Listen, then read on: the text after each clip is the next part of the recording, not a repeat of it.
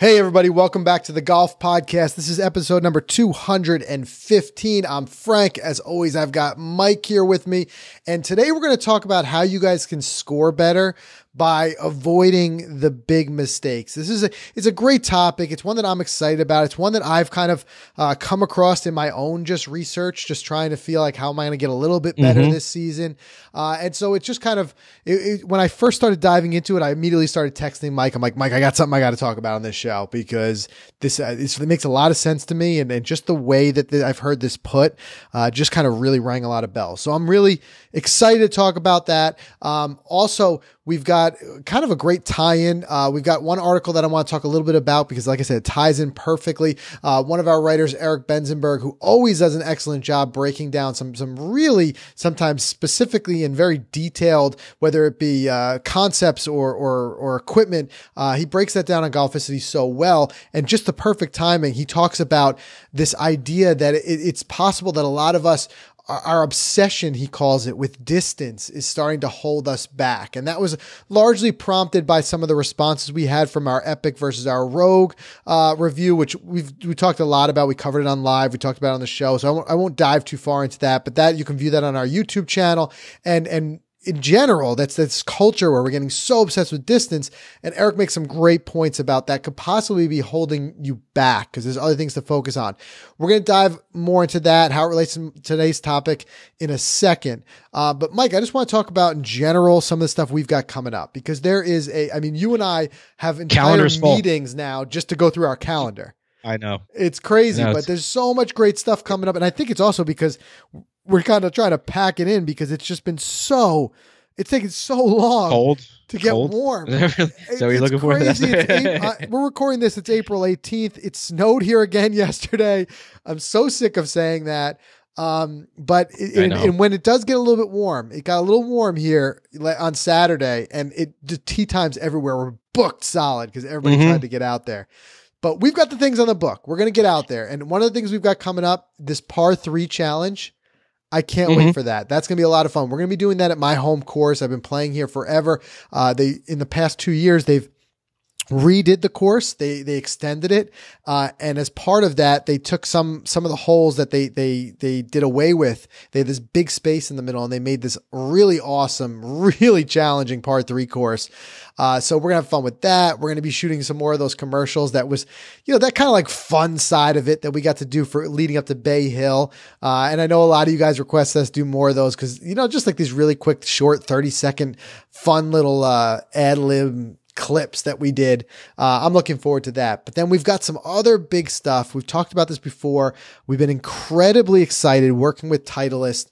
We're going to get a chance to go down to which course are we going to be at for this TPI fitting, Mike? It's at Sleepy Hollow in Westchester. Oh, man. Forget about it. That's course another is gorgeous. Bucket list course. But we're going to get, and if you guys, I'm sure you've heard with some of the excellent things that they do at TPI. I mean, we're talking like it's pretty much as detailed as you can get. And we're going to do a full bag fitting. We've done very specific fittings. We've worked with some of the best club fitters over the last 8 months or so. It's been incredibly enlightening. So I think this is a great transition and being able to step it up and doing one more thing and going through that full bag. So I can't wait for that. That's going to be a big, exciting one. We're also going to be playing Pound Ridge again, which is something we did maybe it was 2 years ago. That's on the schedule. So much stuff. Make sure you guys are following us on all the different social channels. It's at Golficity because we try to put those quick stories when we're there. But also, as we're going through this, we're trying to bring you guys with us as much as we can. And by doing that, just making as much content out of it as possible. We're going to be capturing a lot of interviews as part of this for the podcast, but we're also going to be videoing this and we're going to be putting that on the YouTube channel. So make sure on YouTube you subscribe to the Golficity page there. But speaking of playing, you snuck out there, Mike, right? I was able to do it during the heat wave on Friday. The 1 day heat wave. That 1 day heat wave. It was actually like 60, but it was on Friday. But that was a heat wave. It was much very warm for us, right? It was much warmer on Saturday. But hey, I was out there Friday, and I was kind of beaming off of the last round I played, which was, it's funny. It was actually exactly 1 month. We played that round on March 15th, and I was out there on April 15th playing again. So that round I'm referencing is that Grand Cypress round where I played really, really well. I think I had like, I don't know, 7 pars, 2 birdies. The stats were off the hook. I was putting lights out. We talked about it extensively on the show. And I was, I had the confidence, Frank. I stepped up to the first tee, and I just couldn't actually get going. And I remember I was running a Snap story that day, and I mentioned this on there. I said, I just can't seem to get going off the tee. The same thing happened at Bay Hill. It took me, I was on hole 5 that I settled down with that, or hole 4 when I settled down with that green regulation. And then the next hole I birdied and then parred. So things were starting to go. So that kind of happened again here. I didn't start to wake up until the 5th or 6th hole. Not sure why. I'm going to pull a quote from Tiger here and say, I didn't have a good warm up. I didn't have a good warm up. Maybe that's it. So, but no, I wanted to talk. I highlighted 3 big mistakes that I wish I avoided, which is kind of going to take us into tonight's topic. So real quick, just want to talk about them and then get your feedback on them, and then we'll talk about the topic. The 3-wood on hole 2. Okay, so par 5, reachable. It's like a short par 5. Okay. You can get there in 2. I hit a beautiful drive right down the middle. I think it was maybe 260, 264, something like that, if I remember. And I think I had about 210 left. No, I'm sorry. I had about 240 left because I said, I'm going to take out this new 3-wood that I have, and I'm going to hit it because I've been hitting it pretty well. I can get there with this club. And I waited for the green to clear, which was maybe my first problem, first mistake. When you wait for the green, it literally took about a minute and a half for the green to clear because the guys in front of us were walking. So my group was just waiting, like, oh, you're really going to go for it, dude? So sure enough, I top it. Yep. Now, I should have took my 7-iron. I should have took a 9-iron. Basically, I should have took any other club, even a hybrid. I would have hit up to, if I hit it good, up to maybe 30 yards off the green, and I could have chipped up in regulation. So that was a huge mistake because that kind of set the tone for the next 2 holes. And then moving on real quick, on the 4th hole, this is unbelievable. 8-iron. It was like 168-yard par 3 with water on the left, nothing on the right at all. And I aim left because I'm so confident in this little fade that I have with my irons. Everything is pushing right a little bit. And sure enough, I settled down. My tempo was perfect. My swing was flawless. I hit it dead straight into the water. So where was the pin? The pin was dead center of the green. And I said, let me no aim a little bit reason towards that you should be aiming for that water. Yeah, that was a big mistake that I wish I avoided. And then last gap wedge on 9. So this was interesting. I boomed one right down the middle. I had 100 in. I felt rushed getting up to that club. I didn't do my routine, my practice routine, and I sculled the approach shot over the green, and I ended up bogeying the hole. So that 100 in, I needed to. You need to be there. You need to be in the middle of the green, no matter what. So those are 3 mistakes right there. That could have changed everything. I mean, I did play much better on the back 9. I did settle down a little bit, but I got to figure out how to avoid these things. Hey, 3 legitimately avoidable mistakes too. I mean, that gap wedge we've talked about. We did an entire episode on the importance of the pre-shot routine. It's no different. I always make this analogy. It's no different than a basketball player making a free throw. If they were to step up there and not go through their normal routine, their chances of making it go down dramatically. The routine is such. It sets the rhythm. It sets your mind. It sets so many different things. It puts the body into that just execute mode. So that can be a big thing. And a lot of times when we feel rushed, that's the first thing that goes. But I always say, like, even if you're pressed for time and you're not trying to hold up the people behind you, you can start your pre-shot routine or whatever, a little bit of it while you're waiting on somebody, in your group to go or whatever it may be. So there's always ways to make it happen. And as far as that, that's just kind of a Murphy's Law thing with when you wait for them to clear the green and then you just kind of duff it, because you just, in so many ways, it's a hugely mental thing. But I want to dive into that more in a second because that is a perfect example of eliminating the bad shots and how that can make a huge part of your game. But that fade, I think that's the one that would eat me up the most because that killed me. Yeah, because I mean, anytime I'd say you're actively aiming for a hazard, you're just asking for trouble because when your body actually does what you want it to do and sends the ball towards your target, it's almost like you're giving yourself a negative reinforcement because now at that point you've actually hit your target and it's the wrong target. The wrong target. And the reason why I ask where that pin is because even with your normal shot shape being that fade, even if you aimed at the pin, if worst case you unexpectedly didn't hit your normal shot shape, you'd actually be in great shape because you would have went right at the pin. Right. And if otherwise, I did, if you did, you would have faded and you probably would have been on the right side of the green, putting down, putting towards the water. Right. But I always hesitate to have that situation where you see anybody taking aim at something that's a hazard or trouble. It's no different than if somebody has a big slice and you see them aiming at the woods on the left.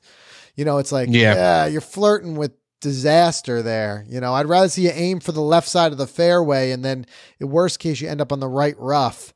But in this case, worst case is a much worse case. Right. It's that you're going to be out of, in the water or out in the woods. So, but look, some of that's just being out of practice. As we talk about, we always say knocking off the rust. That's something that you just got to do with that. But there's only so long we can hold on to that. It's true. Excuse, in August I'll be knocking off the rust. Yeah. Well, this year we almost have an excuse. We feel like we don't get started until August. I know. True enough. Yeah. All right. So listen, there's a lot to talk about with that. I want to talk, I really want to dive into this concept, and there's a few things that I learned recently, again, conceptually, that we can do to improve our scoring by focusing more on eliminating bad shots versus trying always this like hyper laser focus we have on hitting great shots. And I'm going to show you why in percentages and talk about a few different scenarios that make sense with that. And then we're going to talk a little bit about Eric's article, which is a perfect, kind of sidebar to that, where he talks about this obsession with distance and losing focus on some other really important things. But before we dive into it, I want to just mention again, because I've just been really excited. I am so amped to get these new Voki design SM7 wedges in my hands. When we go down there and we do that fitting that we talked about down at the TPI, that we're going to be doing at Sleepy Hollow not too long. I am so excited for this. And I really want to nail this point home because, again, we get so focused often on other clubs like drivers. I've seen too often that you have your mid and higher handicappers who just kind of think of wedges a lot of times as this secondary thing that you're so focused, as I said, on like the latest driver that came out. And the evidence of that, look on YouTube, look at the videos that get the most views. It's always whatever the hot button driver is of the moment. But we've talked about it so much, about how much of a difference 100 yards and in can make, and how much more of a difference to your game just having the right wedges can really do. So the new Voki design, the SM7 wedges, they're some of the best looking wedges I've ever seen. And they feel great playing with them. I've demoed them extensively, and honestly, it might be the best wedge on the market. Hats off to Bob Voki and his team, for bringing the most advanced wedge design ever. Right, Mike? Yeah, totally. And here's the deal with the Voki SM7s. You're seeing the guys on tour playing them. Yep. We all know how amazing the R&D is at Titleist. I mean, we know that.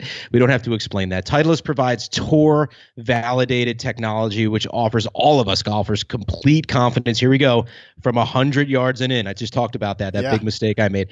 And who doesn't want that confidence? And so Voki wedges, they offer progressive center of gravity, spin mill grooves, and not to mention, like you just said, it's pretty much one of the coolest looking clubs out there on the market. And, you see a shiny new Voki wedge in someone's bag. It's a killer looking club. I've talked about this. I've struggled with spin control, precision shots, getting closer to my target for more of those one putts. I mean, I can't tell you how many times I missed my targets from 100 in, which leads to those 2 to 3 extra strokes. That's how important your wedges are. I mean, I don't know about you, but I'm super excited to play with these. I'm definitely it's going to be a game changer for sure. It is. And I had so much fun with, and I know you did too, but just poking around with that Wedge Selector tool on Voki.com. You get this, you enter your handicap or your average score if you don't know your handicap. And then there's a handful more questions like, what kind of divot do you take on a full swing? And not only the questions, I really like the little graphics that really help you kind of get a better idea of like, yeah, this is me. Like I'm a sweeper or I'm a digger or I'm more neutral. But after you answer the questions, boom, right there, it tells you the suggested grind type.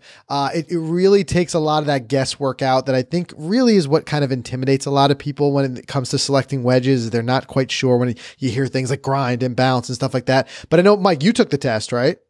Yeah, just took it. It's 8 questions long. It took me about, 35 seconds.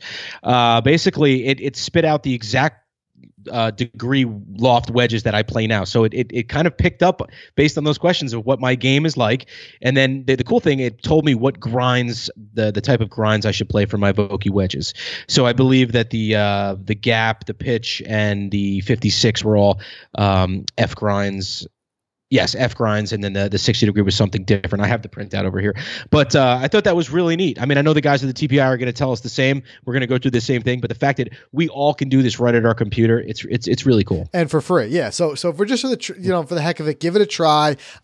If nothing else, you'll find out are you playing the right grinds. So check it out. That's Voki Wedges by Titleist. Know your letter, hit your number. Okay, so Mike, the topic tonight kind of got inspired. I was poking around a little bit on YouTube. There's a lot of great, YouTube and golf vloggers out there that we follow, especially as we get deeper and deeper into doing this ourselves. And one that this video that just popped up and really sparked my interest, and I want to dive into it deeper. And I'm going to link to this in the show notes, which you can get to by going to golficity.com/episode 215. So if you're driving or if you're at the office or something like that, you can always reference back and find this video later and take a look. But the channel is Scratch Golf. I'm kind of new to it, so I don't know everything about it. I just kind of happened across it. But the video title, if you want to just search it on YouTube, it says, "I've realized what it takes to shoot level par." Now, this particular guy, he's just been vlogging his experience, working his way towards scratch. And there's a lot of great takeaways here. And I want to talk about the main one, the most important one. I'm going to pull up my notes here because I had taken a couple notes as I was watching it. A couple of things that he says. And I'm just kind of paraphrasing him in a few spots. But what he talks about is, in his experience, playing with people who shoot, par. And he had a couple times when he made a run at it, came pretty close, shooting 72 on a par 70 and things like that. And what he found was that there was nothing. We talked about this before. We use the word, I hate to say boring golf, because to me, it's not boring to shoot par, but right. We've said that before. We reference it as boring golf. But what he says is when he plays it with those type of people, there's nothing particular about what they do that is overtly stunning or eye-catching or whatever. He says it's a very much not like, seeing DJ blast these 240-yard 6-irons, I think he says, in the air or whatever it may be. So what he had said was, and a lot of times you even see this firsthand, Mike, because you got a chance to play a couple times with the Baltusrol Club champ, right? Yes. Mm-hmm. And you see sometimes, he's got a really long game that he can play. But one of the driving factors is that they just manage, and this is what we talk about boring golf, is just keeping the ball in play. And what they do largely is, rather than wowing you with any individual shots, they just work on really eliminating those bad shots. And this is something that made me think when I saw Eric's article, Eric Benzenberg, which I'll also link to his article. He had put a quote in there from Ben Hogan. He said, "Golf is a game of misses. The guy who misses it the best is going to win." In other words, everybody misses, but when you see your scratch players, the big thing that you're going to find as far as a difference is that they don't miss as badly as we do. And I think proof of this concept and proof that this works is when you and I had done the 3-club challenge, right? Yep. And we challenged you guys out there, you listeners, to do the same. A lot of you did it. A lot of you posted your experience in our Facebook group. And the takeaways were very interesting. It was that even with only 3 clubs in our hand, we shocked ourselves with how well we were able to score.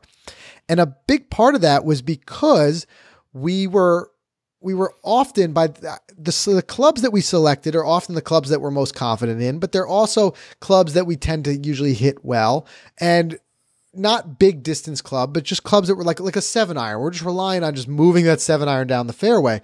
And when we did that, we largely were able to eliminate some of those worse shots, some of those really bad shots. And we took this more conservative strategy. And what in this particular video, what he mentions and what he talks about is, he says, you keep the ball in play and learn to get this is what he said about scratch golfers in particular. They're like hyper focused on 2 things: keeping the ball in play and getting very good getting up and down around the greens. So think about it like that. It's so true. If you were just to break down a par 4, if you're able to just keep that ball in play somehow. Even if you're not hugely long off the tee, just get it in the fairway, give yourself a shot at the green. Even if you miss the green, if you become very good around the green at getting up and down, and you don't have a huge miss, like that's if you start to replay your own game in your mind, you'll start to see what I mean about like what really takes us out of those big misses. You'll find that even though it's not the most seemingly exciting thing that's happening, you're just hitting, fairway. And we always talk about this before, small targets and small goals to reach bigger goals. First target, hit the fairway, second target, hit the green, or at least come close enough that you can try to up and down it. And it is such a solid point. And he talks about how score is more determined by your worst shots than your best shots. And an example of this is he says, let's just break down a really great shot for a second. Let's say you blast your driver off the tee 300 yards and you're in the middle of the fairway, right? The best that's really done for you is set up the chance of a great approach shot. The most it's done is giving you the chance of a great approach shot, but you still have to make an approach shot. You still have got to putt it, get it in the hole, right? On the other side of it, now let's take the other end of the spectrum. That side of the spectrum is like a perfect drive. The other side of the spectrum is a bad shot. Let's say take it to the approach shot, for example. Let's say on that approach shot, you hit a bad shot that flies the green and ends up in the woods in a hazard. Or maybe not even quite as bad, but you push it way right of the green, you end up buried in a bunker. That shot, that bad shot, is going to most likely cost you probably 2 more shots at least to get that ball moved into the hole. Whereas that good shot didn't necessarily gain you 2 more shots. All it really did was give you a chance at a good approach shot. Now, I'm not discounting hitting great shots, but what I'm telling you is we are so focused often on, especially we watch the PGA Tour on the weekends and we see this like shots that Rory and Bubba and these guys are pulling off. And we're so focused on learning how to hit that shot that instead, we don't look on just improving our weaknesses, the areas where we're losing strokes. We're so focused on gaining strokes that we're not realizing where we're really losing strokes. The better and the wiser thing might be is to take a look at however you track your statistics. I've talked about how I like using the Arcos system. I know that 18 Birdies is getting better at tracking statistics. I know some people just do a pen and paper, however you want to do it. As you start getting used to tracking your statistics more, another thing we talked about on an episode, the importance of that, you're going to start to identify and uncover areas of your game where you struggle and where you are hitting the majority of these bad shots. If you can get hyper-focused on just that, you're going to start to see some real scoring improvement because you're going to start to eliminate that. So like, for instance, let's say you do struggle with that approach shot, 150 yards and in, or something like that. And you find that you're scattering it all over the place. Sometimes you're pushing it in the water, sometimes you're in the trap, whatever it may be. If you can just work on that and work on eliminating that, you're going to start to see a huge improvement because it'd be a lot easier to, even if you miss smaller, we talk about, again, that quote, like the guys who miss the best, let's say you can make you're not going to necessarily get perfect, but you can make your misses a little bit smaller. And now instead of ending up in greenside bunkers on every approach shot, you're ending up on the side of the green, but you're at least on the dance floor. Each time you're giving yourself more and more of a chance. You're giving yourself more and more chance. So instead of always trying to chase making, working on hitting this perfect drive or something like that, you can start to work on these areas. Now, that is not me ruling out you working on your driver. An example of this is me personally. I know that the large part of the difference in my game is how good I am getting off the tee. I've talked about this so many times that I struggle big time with my driver, right? And some of the times when I play really well, what I notice is that my driver's working for me that day. And then the days that my driver's not working for me, that is essentially my big miss. We talk about those are my the bad shots, so to speak. So what I'm finding is that I'm on the one side of it where it's like the real dramatic example would be me pushing it into the woods off the tee and having to, going OB and having to hit 3 off the tee. Now we're really talking about setting ourselves back. Or even if it's just going a little bit off the green, off the fairway and I'm in the trees and I've got to play a punch recovery shot, you know what I mean? And that's where I'm starting to see those problems. On the other side of it is when my driver is working for me, even if it's not working dramatically good, I'm not bombing 300 yard drives. Let's say I'm just hitting it 250, but I'm getting it in the fairway. That's when I find that I'm scoring better. So I'm eliminating. So for me, one area of my game to work on, and I see this when I break down my statistics on Arccos, is driver. But I'm not saying that it would be for everyone. Everyone's going to be different. Right. You just want to identify those areas and get a little bit better. And that's why, an example of why I played so well in the 3-club challenge was because now using my 3-iron, which is something I used a 4-iron in that challenge. Mm-hmm. When I use my 4-iron, it's something I'm more comfortable with in a driver. Also, when I do miss it, it's not carrying as far. I was finding that my misses weren't as bad, so I could just kind of move it along. And I always talk about an experience I had way back playing high school golf when we played with this one guy. He was a young guy, and I remember he was a kid. He was a peanut back then, and he would just beat everybody. But it would be the most boring golf because he would just hit it like literally. I think his max distance was 150 yards, right? But he would just go, and he was like deadly around the greens, and he would just go 150 yards, 150 yards. Chip, putt, and then he'd like.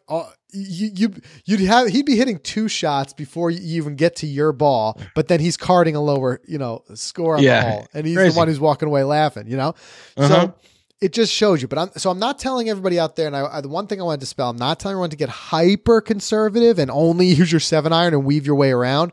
I just using it more as a point of fact to prove this concept. The concept is, if there's one point to drive home here, it's that the bad shots are going to affect your score more dramatically than a good shot is going to. Hopefully that makes sense. That makes perfect sense. And I'm writing down notes as you're talking, and I wrote this on a piece of paper. I don't know if you can see this on my screen, Frank.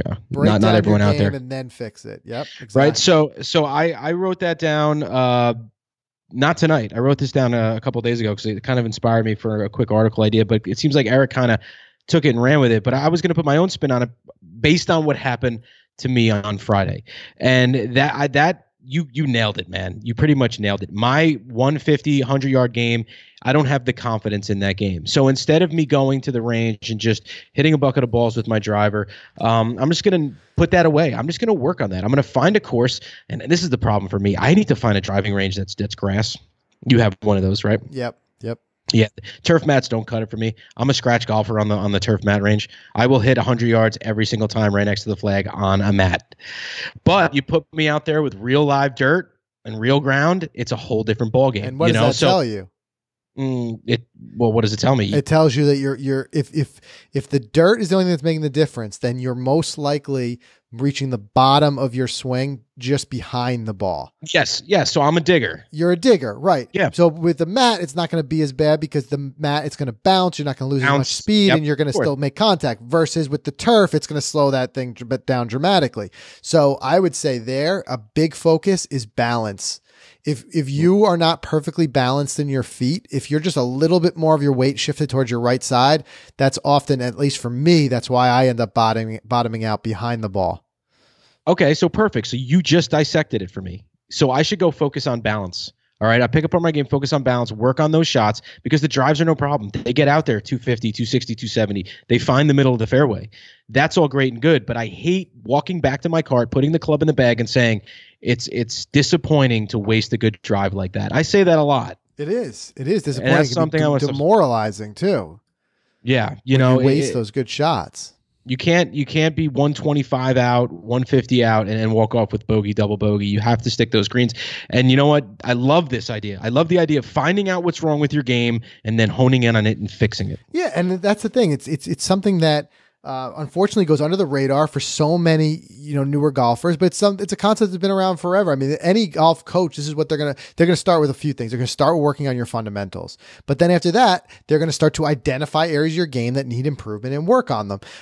We saw just this past week, speaking of Arccos, they released this new thing where you can share your statistics with your coach. I don't know exactly how it works. I haven't tested it myself yet, but basically, if it's very similar to it's this Arccos dashboard. But it's similar to the one I use where it'll tell me like this is my handicap relative to different areas of my game.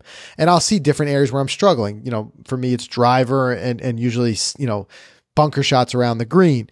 And then that is something that you would then identify and work on. So that being said, just kind of transitioning really quick, and I'll link to this as well in the show notes and all of these articles. Everything we're talking about here, you can check out in the Golficity app as well. But Eric Benzenberg, who writes for us and again does a great job breaking some of this stuff down. He talks about, and the title of his article is your obsession with distance holding you back? And it's a very simple and similar concept to what we're seeing here. And he says it's like for amateur golfers, for some reason, it's as though we feel like, carrying it 300 yards off the tee validates us somehow, validates our status as being a better player among other amateur golfers. But what happens is you end up with like your local club champs and stuff like that. They're guys who aren't necessarily doing anything surprisingly crazy, hitting these Dustin Johnson style drives. It's just guys who just keep the ball in play and are just get really good, at that scoring zone around the greens.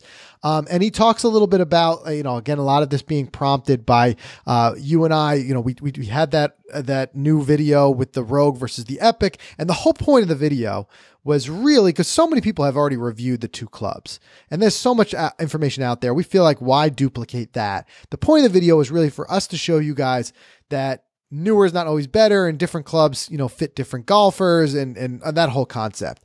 But the comments and everything that started rolling in as soon as we posted our stats were people really getting focused on our swing speeds.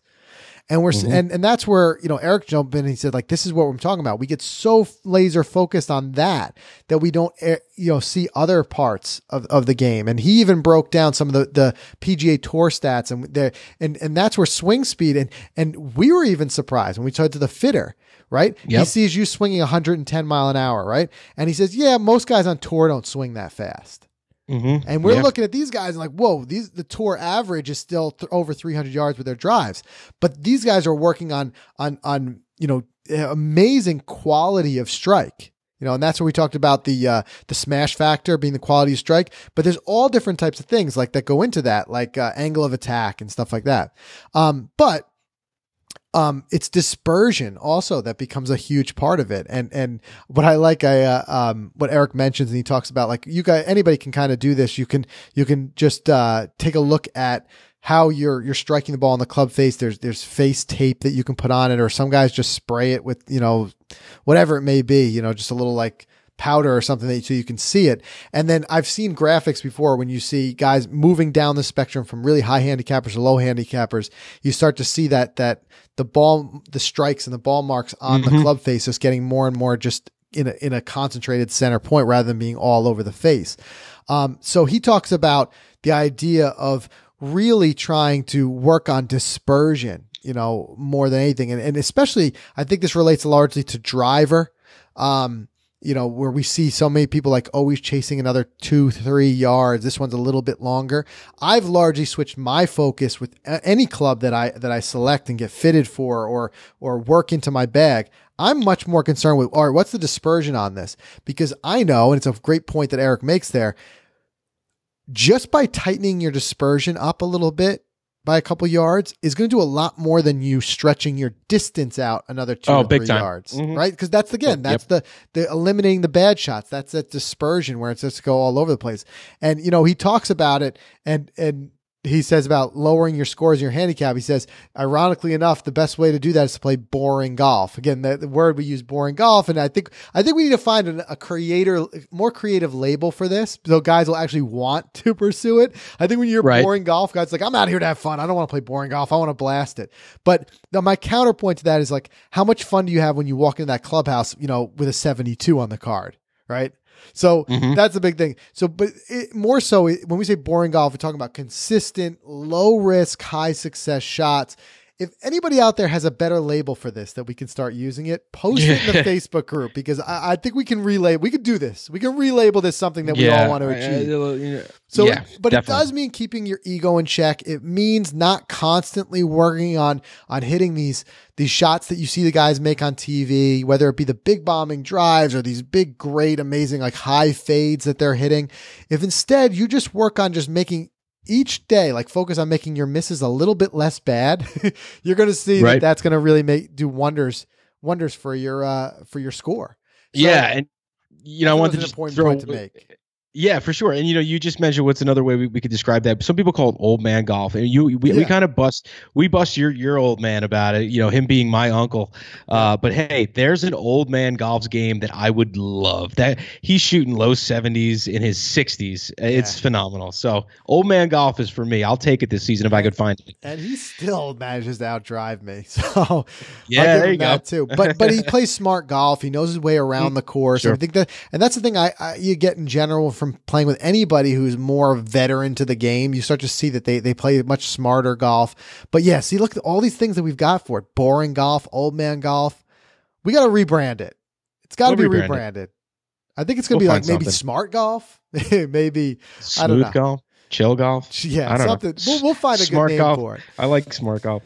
But anyway, so that particular video hit home for me because although it's not a new concept, just the way he phrased it, kind of like, I think sometimes when you just hear something put a different way, it kind of drives it home. It really drove it home for me. I'll share that again in the show notes. Like I said, we can go to golficity.com/episode 215, or if you're using the Golficity app, when you get your alerts for a new podcast, you can click that. All the show notes are right there. And then we'll have that video. We may be able to even just embed it there so you guys can take a look at that. But it is such a strong point, and it's something we made many, many episodes ago where we said, always strive to see if you can.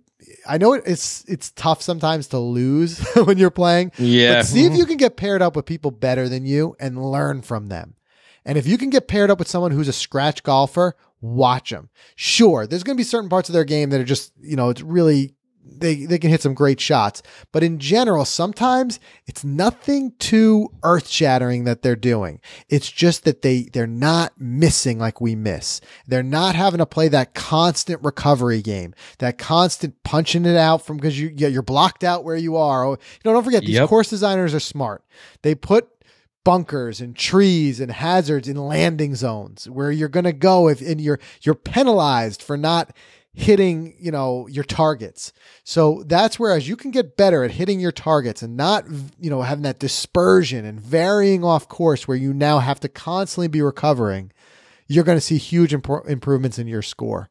Yeah, no doubt. So disciplined golf. Maybe we'll call it disciplined golf. Disciplined golf. Okay. I don't know. I'm digging that. We'll put a up for vote out there. Smart golf, disciplined golf, or choose your own adventure. Tell me which one it is, Exactly. But we'll find a good name for it. But I think that's an important one. All right. That's everything I have. I mean, I've been excited about this topic because I want to get out there and I want to try it. I want to really work on it. We're going to do more of those challenges, those enlightening challenges like the 3 club challenge. If you guys didn't get a chance to do it last season when we challenged everybody, get out there. If you're a new listener, do it. Make one round this season be a 3 club challenge. And I don't even care if you want to do 3 clubs and then the putter, or if you want to make the putter one of them, so you're 2 clubs and a putter. I think the concept is going to be the same. You're going to learn really quickly how that conservative, smart play is going to translate to better scores. So give it a try. Mike, you and I may even do a 1 club challenge this year. I think so. We should do that. That could be an interesting one. So get out there. And you know what? That's a funny thing. My golf coach used to always do that. He used to, when we had our practice rounds, we'd all be out there full bags and he'd just jump on the bus with just his 7-iron. We're like, what's this guy doing? Right. Yep. And then he'd go out there and make it a point to beat us all with just his 7-iron. But and of course, with a 7-iron, you're not doing anything earth shattering. You're not doing anything dramatic. He'd be 100 yards behind us off the tee. But then all of a sudden on the next shot, he's catching up. Yep. And then he takes out there and he can chip it really well. And then now he's right next to the hole. He's putting for par. And we're like, good golfers can do anything with a 7-iron. So that's great. Let us know what you think. Let us know what you think of the video and post those comments for sure in the Facebook group. If you're a new listener, you don't know what I'm referencing, go on Facebook, just search The Golf Podcast, search Golficity. You'll see our group pop up. It's a really great growing little group. I think we're closing in on 1,000 members in the group, and everybody is so awesome in there. Really supportive group of guys, and you can you don't have to be ashamed to post some of your bad rounds because I find that everybody's really supportive in there. I love that about the group. It's free. Jump in there. We continue the conversation in between episodes. That's everything we have. Like I said, get to the show notes by going to golficity.com/episode 215, and we'll see everybody again next week.